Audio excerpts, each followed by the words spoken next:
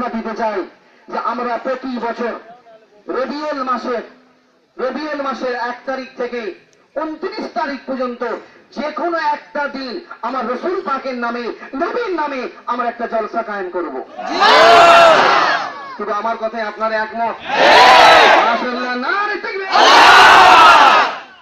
কত বড় কাপুরুষ জানেন আপনার স্কুলের টিচারগুলো, আপনার স্কুলের হেডমাস্টার কত বড় কাপুরুষ জানেন? এটা আপনাদের ভয়ে এখন থানায় বসে আছে।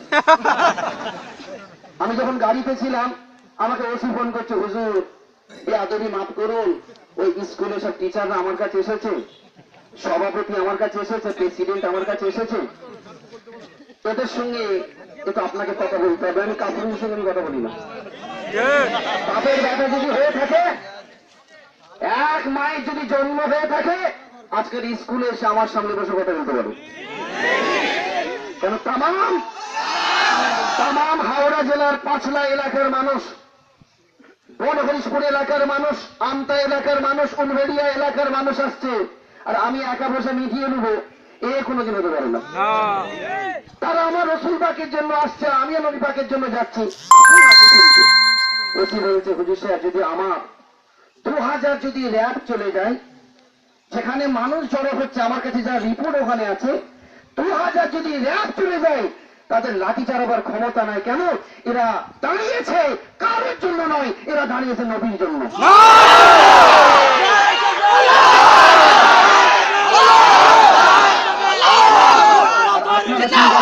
র্যাব যদি আসে কি হবে? র্যাব কিছু করতে পারবে না। রাবের ব্যাপের বাবা এলে কিছু হবে না। স্বয়ং পশ্চিমবাংলার মাননীয় মুখ্যমন্ত্রী এসে গেলে তারও কথা চলবে না। কথা ঠিক না বেটি? কেন আজকে এরা বসেছে নবীর জন্য, আজকে এরা এসেছে রসুলের জন্য। যে পাখি করুক না কেন, নবীর জন্য আমরা এক, রসুলের জন্য আমরা এক, আল্লাহর জন্য এক, কোরআনের জন্য এক, শরীয়তের জন্য এক, আল্লাহর ওলিদের জন্য আমরা এক। কথা ঠিক না বেটি? তবে এত সহজে আমরা ক্ষমা করবো না স্কুলের হেডমাস্টারটাকে। উনি চাল ছেড়ে চলে যেতে পারে, কিন্তু পুকুর ছেড়ে যেতে পারবে। ঠিক বলছি না বলবেন? উনি আজকে জাল ছেড়ে বেরিয়ে গেছে, তবে আমাদের পুকুর থেকে উনি ডুবোতে পারবেন। ব্যাটাকে আসতেই হবে। তবে